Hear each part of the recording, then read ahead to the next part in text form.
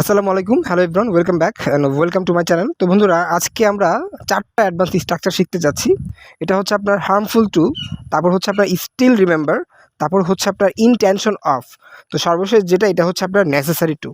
তো আমাদের দৈনন্দিন কথাবার্তায় আমরা কিন্তু অনেক সময় অ্যাডভান্স স্ট্রাকচার ব্যবহার করে থাকি আমাদের কথাবার্তাগুলো সহজ করার জন্য, কনভারসেশন আরও সুন্দর করে বলার জন্য। তো চলুন, প্রথম যে স্ট্রাকচার এটা হচ্ছে আপনার হার্মফুল টু। এটা অর্থটা কী? তো হার্মফুল টু এটা অর্থ হচ্ছে আপনার ক্ষতিকর। তো কিভাবে এটা দিয়ে আপনি বানাবেন মিক্স সেন্টেন্স, তো আমি আপনাদের আগে কয়েকটা উদাহরণ দিয়ে দিই সিচুয়েশন। যেমন হচ্ছে এমন সময় বলি না যে অতিরিক্ত টিভি দেখা ক্ষতিকর, অতিরিক্ত খাওয়া ক্ষতিকর, অথবা অতিরিক্ত সেখানে যাওয়া ক্ষতিকর, অতিরিক্ত ঘুমানো ক্ষতিকর, তাই না?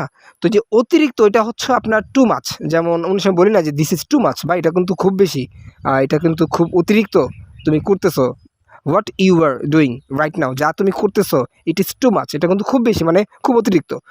আর এখানে আপনার এটা স্ট্রাকচার কীভাবে বানাবেন আমি একটু বানিয়ে দিই আপনাকে। এখানে দিতে হবে আপনার ইট ইজ হার্মফুল, তারপর হচ্ছে টু, তারপর হচ্ছে আপনার ভার্ব ওয়ান, তারপর হচ্ছে আপনার টু মাচ। তো এখানে ইটটা হচ্ছে একটা ইন্ট্রোডাক্টরি, হ্যাঁ, এটাকে মানে জাস্ট হার্মফুল এটাকে পরিচয় করার জন্য আমরা ইটের ব্যবহারটা করেছি। তো আমি ইট, দিস, দেয়ার এটা নিয়ে আমি একটা আলাদা ভিডিও বানাবো, যেখানে আপনার এইটা পরিচয় করার জন্য কেন আমরা ইট, দেয়ার এগুলো ব্যবহার করে থাকি। তো চলুন আমরা কয়েকটা উদাহরণ দিই, তাহলে বিষয়টা বুঝতে পারবেন। যেমন বলতে পারেন যে অতিরিক্ত টিভি দেখা ক্ষতিকর, কীভাবে বলবেন? It is harmful to watch TV too much. তারপরে বলতে পারেন যে অতিরিক্ত খেলাধুলা করা ক্ষতিকর, it is harmful to play too much. তারপরে বলতে পারেন যে অতিরিক্ত খাওয়া ক্ষতিকর, কীভাবে বলবেন? It is harmful to it too much. তারপরে বলতে পারেন যে অতিরিক্ত ঘুমানো ক্ষতিকর, it is harmful to sleep too much. ঠিক আছে? তো এটা দিয়ে কিন্তু আপনারা খুব সুন্দর করে হার্মফুল টু দেওয়ার পর ভার্ব ওয়ান দিয়ে আপনার স্ট্রাকচার বানাতে পারবেন। তো বন্ধুরা, এখন চলুন আমরা নেসেসারি টু, এটা অর্থটা কী? এটা অর্থ হচ্ছে আপনার জরুরি বা প্রয়োজন, হ্যাঁ বলতে পারেন। যেমন সময় বলে থাকি না এরকম যে ইংরেজি শেখাটা কি ভাই জরুরি বা প্রয়োজন, হ্যাঁ, অথবা ইংরেজি শেখাটা কি খুবই দরকার, আমরা কিন্তু এরকম করে বলে থাকি। তো কিভাবে আপনারা বানাবেন? এখানে জাস্ট এটাকে আপনাকে ইন্টারোগেটিভ সেন্টেন্সে করতে হবে। যেমন ইজ ইট নেসেসারি টু দেওয়ার পরে ভার্ব ওয়ান দেওয়ার পরে সেই অবজেক্টটা দিয়ে দেবেন। যেমন ইংরেজি শেখাটা কি জরুরি বা প্রয়োজন? Is it necessary to learn English? তারপরে বলতে পারেন যে ইজ ইট নেসেসারি টু গো দেওয়ার, সেখানে যাওয়াটা কি প্রয়োজন বা জরুরি বা দরকার?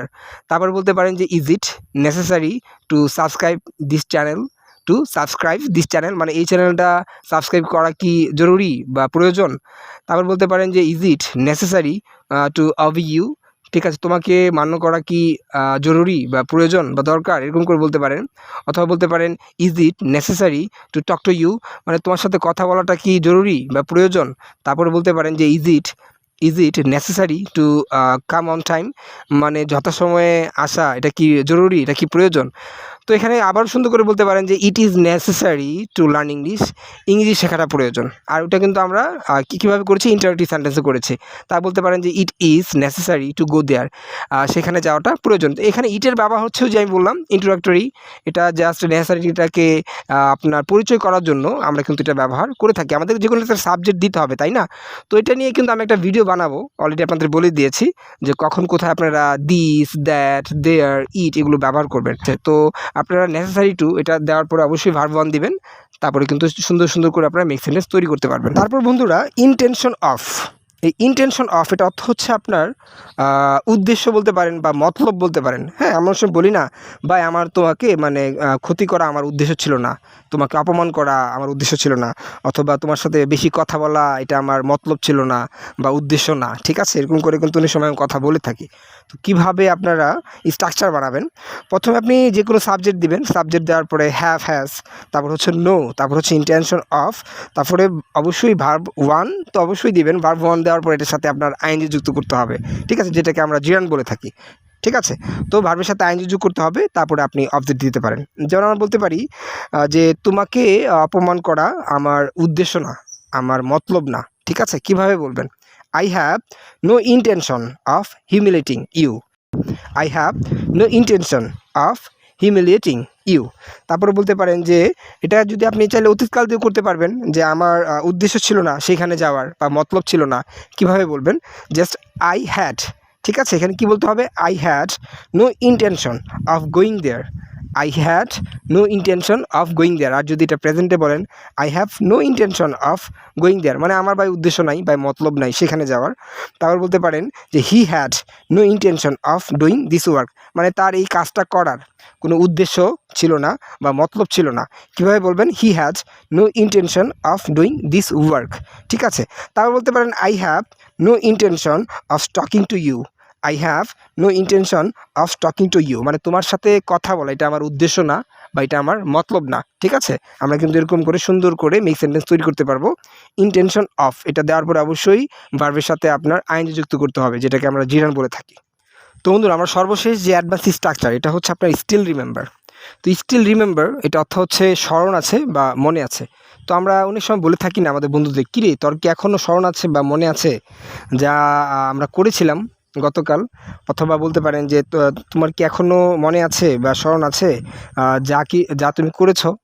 ঠিক আছে। তো কিভাবে এই ধরনের স্ট্রাকচার বানাবেন আমি আপনাদের একটু ক্লিয়ার করে দিই।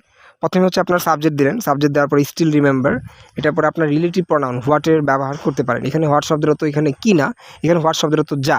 তারপর হচ্ছে আপনার সাবজেক্ট দিবেন এই হোয়াটের পরে, তারপর হচ্ছে ভার্ব টু দেখাতে হবে আপনাকে, ভার্বের সেকেন্ড ফর্ম, তারপর হচ্ছে আপনার অবজেক্ট। তো আমি আপনাদের কয়েকটা উদাহরণ দিই, তাহলে বিষয়টা খুব সুন্দর করে বুঝতে পারবেন। যেমন আমি বলতে পারি যে আমার এখনও স্মরণ আছে যা তুমি আমাকে বলেছিলে। আই স্টিল রিমেম্বার হোয়াট যা ইউ তুমি টোল্ড বলেছিলে আমাকে। তারপর আপনি বলতে পারেন যে আই স্টিল রিমেম্বার আমার এখনও স্মরণ আছে বা আমার এখনও মানে মনে আছে হোয়াট ইউ হ্যাভ ডান, মানে যা তুমি করেছো আমার এখনও স্মরণ আছে বা আমার এখনও মনে আছে। ঠিক আছে। আবার বলতে পারেন যে স্টিল রিমেম্বার তাদের এখনও স্মরণ আছে বা তাদের এখনও মনে আছে হোয়াট যা দে গেভ মি যা তারা আমাকে দিয়েছিল। ইয়েস্টারডে দিতে পারেন। ঠিক আছে, খুব সুন্দর করে। তারপর বলতে পারেন যে দে স্টিল রিমেম্বার তাদের এখনও স্মরণ আছে বা মনে আছে হোয়াট দে ডিড ইয়েস্টারডে যা তারা করেছিল গতকাল। ঠিক আছে। তো এখানে কিন্তু আমি রিলেটিভ প্রনাউন হোয়াটের ব্যবহারটা করেছি। তো এটা নিয়ে কিন্তু আমার অলরেডি ভিডিও দেওয়া আছে, তো খুব সুন্দর করে আপনারা ব্যবহার করতে পারবেন। তো বন্ধুরা, আজকে 4টা অ্যাডভান্স স্ট্রাকচার আমি আপনাদের দিয়ে দিলাম, যাতে করে খুব সুন্দর করে আপনারা উপস্থাপনা করতে পারেন কারোর সাথে কথা বলার জন্য। তো আজকের জন্য এই পর্যন্তই। Thanks for watching and see you later. আসসালামু আলাইকুম।